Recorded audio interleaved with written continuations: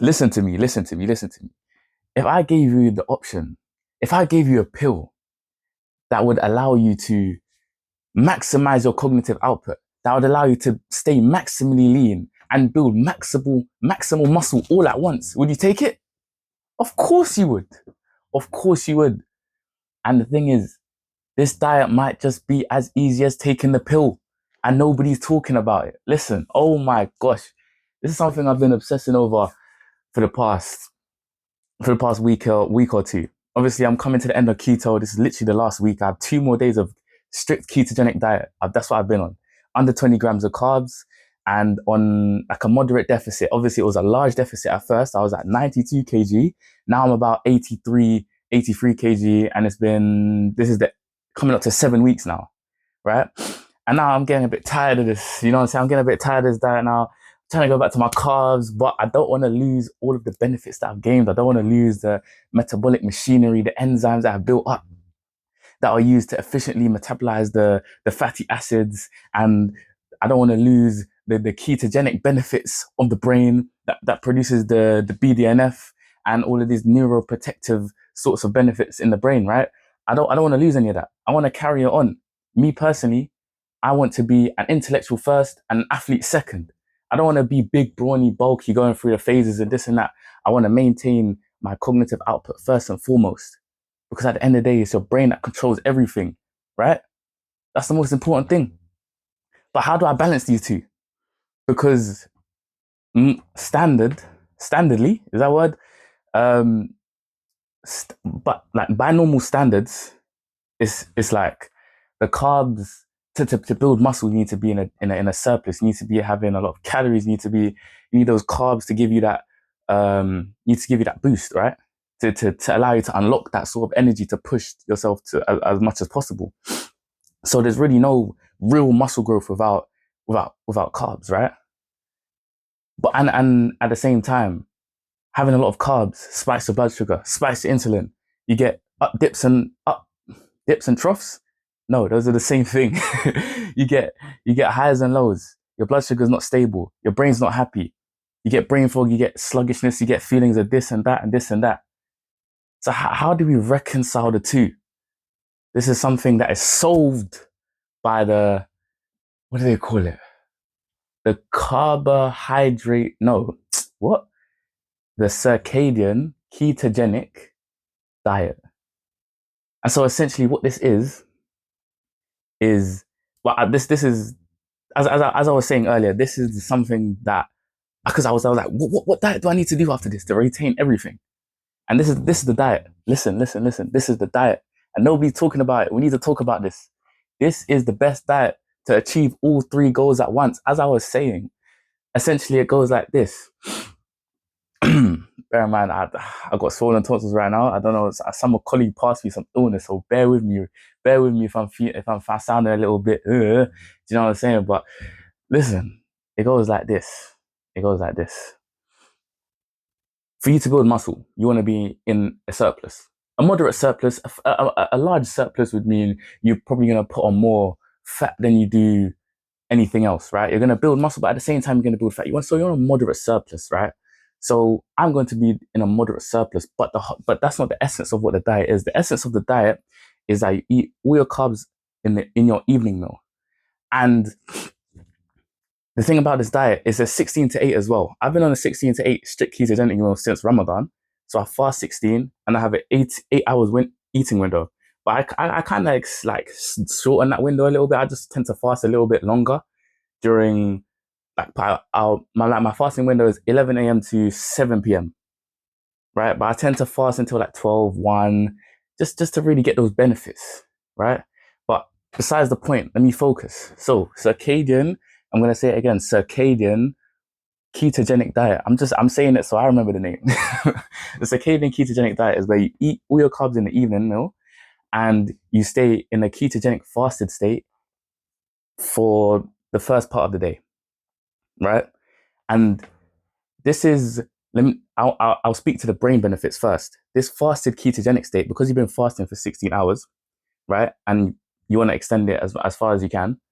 That fasted ketogenic state is equivalent to being in a deep ketosis state from my research that I've done, right?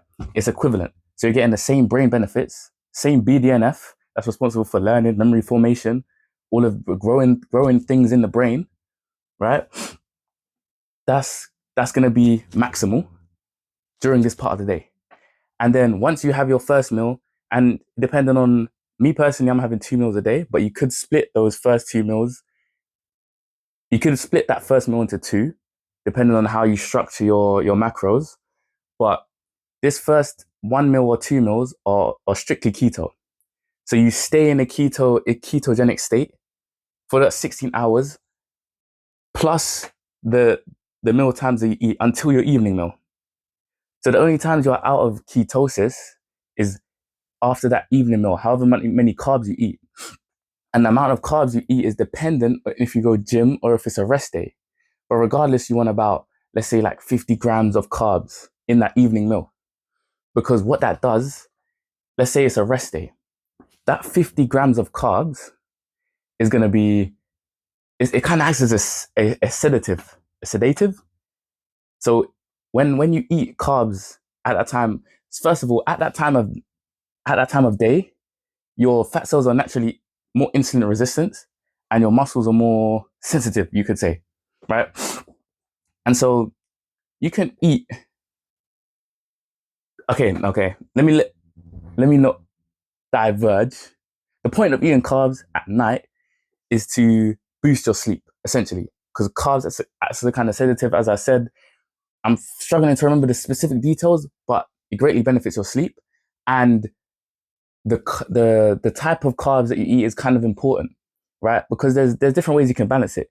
You could have high glycemic carbs and balance it with a high amount of fat. But the problem is with carbs comes higher insulin, which means more fat storage. So you wouldn't get the crash in the middle of the night when your blood glucose drops, but you would store more fat as a result, right? Or you could have low glycemic carbs and have a moderate amount of fat out. And because that fat because it's low glycemic, that means that the glucose is being released steadily into the bloodstream. So you don't get that crash during the night. You have maintained blood glucose throughout the night, and it improves your sleep quality. And by the time you wake up, because at 50 grams, you burn about 5 grams of carbs and of liver glycogen an hour. So by the time you wake up from that 7 p.m. meal, let's say, and I wake up at 7, no, I wake up at like 6 a.m. By 7 a.m., let's say if I've eaten 60 grams of carbs, then my liver glycogen is empty. And my body seamlessly shifts back to burning those ketones. And by the time day goes on, I'm in a fasted, deep ketogenic state, which is equivalent to deep ketosis, right? And so that carbs was there just to, smooth the ride along. No, there's more to it than that. But the most important thing here is actually the gym days. So the gym days, you would have, instead of, let's say 60, you'd have maybe like 120.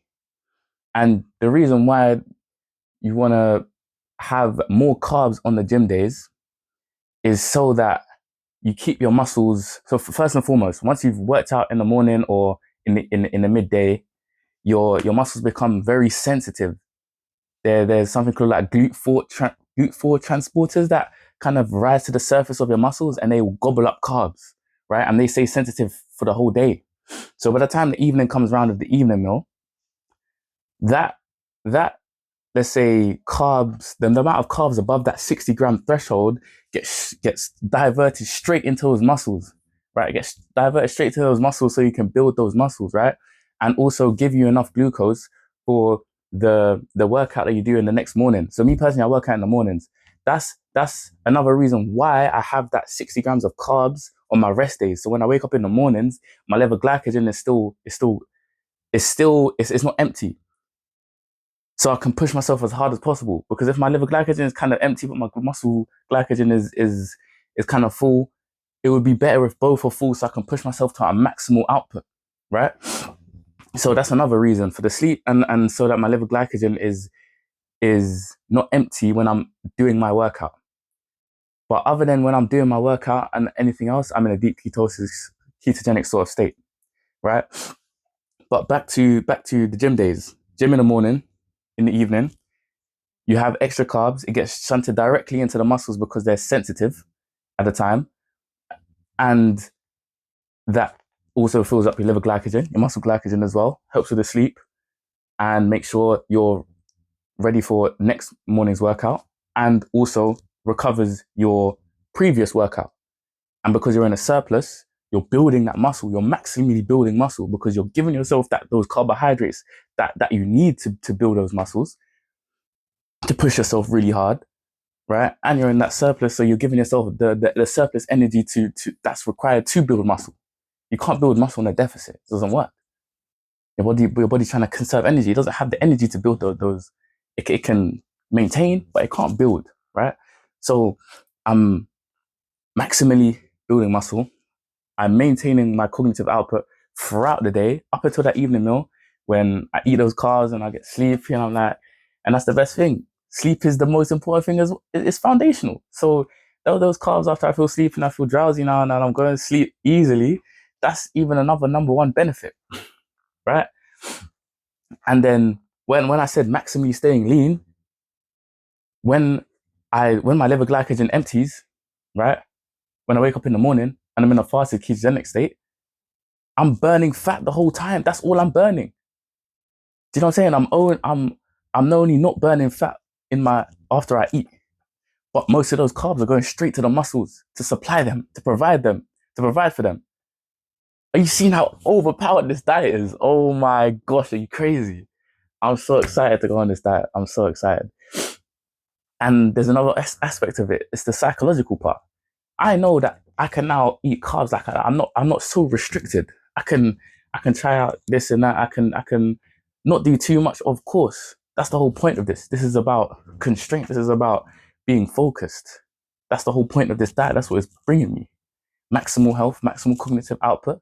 So I can be the best. I can provide the best version of myself to the people around me. Provide the most value. That's my number one principle, right? And this diet is going to be the cornerstone of that. And so I just, I just, I just wanted to tell you about this diet. What I've been thinking about for the past however many days. Just been today. I spent the whole day just trying to figure out like what I'm actually eating. Like I got the macros down, but I'm just trying to figure out what I'm actually eating, what's practical, this and that. But I don't want to bore you with my personal details. I just wanted to let you guys know, CKB. Remember that name. Listen, don't take my word for it. Do your own research. You know what I'm saying? If you want more details, shout me. DM me some. You know what I'm saying? I can link you some things that I've been looking at. But yeah. This is a serious diet. And this is a lifelong diet for real. Like what? Why would I ever need to change diets? Oh, and I forgot one thing. I'm so sorry. I forgot one thing. I was thinking about cycling in and out of ketosis 1 week a month on this diet, right? So 3 weeks CKB and then 1 week SKD, strict ketogenic diet, just a normal thing, right? But it doesn't make sense because in that 16-hour window, that fasting window, I'm in a fasted ketogenic state. While technically, I don't think you would call it mild ketosis, but because I'm fasting, it's equivalent to deep ketosis. So that 1 week ketosis doesn't do anything for me. That 1 week ketosis would be, there would be no benefit because it doesn't give me any additional brain benefit, and that's the main benefit of the ketogenic diet anyway. Maybe if I want to cut, but this diet is I'm essentially going through mini bulking and cutting phases every single day, right? I'm building muscle, piling on in the evening, during the day, in the mornings, I'm burning it all off. I'm burning off fat. So I'm constantly bodily recompositioning. You know what I mean, right? So I don't need these phases anymore. This is a lifelong diet. I don't need to switch diets. Do you know what I'm saying? I don't need to switch diets. And that's another plus. That's another benefit. But yeah, back to what I was gonna say. So instead of doing this 1 week cycle in and out of ketosis, which makes zero benefit to the diet, gives zero benefit to me, instead I'm gonna do a quarterly 3-day water fast, 72 hours. Autophagy. Autophagy can only happen when protein is on the floor. Do you know what I'm saying? When there's nothing going in, your body starts eating itself. It starts eating off all the waste. It starts clearing off all the bad things to provide energy because it's not getting anything from anywhere, right? And so if I do this quarterly, it won't be as hard for me because I've already been fasting 16 hours. Let's say I literally just continue that. I continue that for like 2 days, and I'm used to fasting, and the whole time I'm getting this autophagy. I'm getting this clearance, and so quarterly I'm gonna do it. Maybe like January, April, this, that, as and so on, just to get that reset. Do you know what I'm saying? Because there's always going to be a build up of different things and this and that, right? So that autophagy acts as a clean, as a reset, as a refresh. And let me talk to you about the concept of hormesis. Hormesis is the idea of, it's kind of the idea behind whatever doesn't kill you makes you stronger. A small dose of a small stressor, an acute stressor, I should say, an acute stressor will cause benefit. I don't really know what's a clean way to put this. It's essentially like stress is not bad. Stress in small doses is beneficial. That's the whole idea behind it, and that's what autophagy is. It's a 3-day stressor on the system. If you do it for longer than 3 days, you kind of don't see as many benefits. And if you prolong that, you probably see um, deficits. Is that the right word? You probably see a breakdown and this and that and the other. You see negative effects because it's too long. It's the same. It's just the same idea as stress. Stress is fine with short periods. It's meant to be there so you can focus. But you need to take that recovery time afterwards, right? It's the same thing with the autophagy. It's that 3-day high stress, and then you slowly refeed and you get back to it, and you go back to normal. And that 3-day is going to be It's going to be so beneficial, right? So hormesis. Stress is good in short doses, small amounts, short period of time, but elevated over time for way too long, you're gonna get chronic inflammation. You're gonna feel terrible. You're gonna get build up of all of this waste and metabolic rubbish. You don't want that. So remember, hormesis. It's good. It's good. It's good for you. Yeah, whatever. Yeah, whatever. But yeah. I just wanted to talk to you guys about my new plan. So the CKB I'm following, I'm gonna be doing autophagy quarterly. Autophagy. No, I'm not doing autophagy. I'm doing a 3-day water fast, which causes autophagy. Yep. But yeah, I think that's all I have to say to you guys right now. It's been a while. It's been a while. I'm feeling cool. I'm feeling calm. I'm feeling focused. You know what I'm saying? A little bit like less like a general lack of motivation, like a lack of dopamine, I would say. But like realistically, I've been thinking before I was on keto, before I did these 16-hour fasts, and and as I'm doing right now, I was I was always an up and the dip uni. I'm vaping all the time. I used to vape all the time. I didn't used to drink like that, but sometimes, but then when I didn't used to have nicotine, I used to drink, and then I used to smoke like a lot loud. Like I used to be on the up and down all the time. So of course, this is just like a reset. It just doesn't feel. It's a dopamine reset at the end of the day, right? Like I'm just not used to just being calm, just all the time and focused and just controlled, and I'm just gonna have to be grateful that I've made it to this place and I'm still not on that roller coaster and this very, very, very early in my life. And hopefully I get to see long into the future. I get to live a long time and see how the world progresses and this and that and the other and the other, because I'm invested now. Right? I'm investing now for the future, and hopefully I don't get like I was thinking this the other day. Like imagine I put all of this investment and I just get struck by lightning or some shit, bro. I just trip over and I fall in front of a car. See, this is the thing. It's like a balance of that. So I do all of this for my health, and then and I haven't really lived life. But then again, this is the thing. This is the diet which is not so restricted that you can still live life, right? And I'm still having to look at the nuances, like the cheat meal, drinking on this diet. How does that work?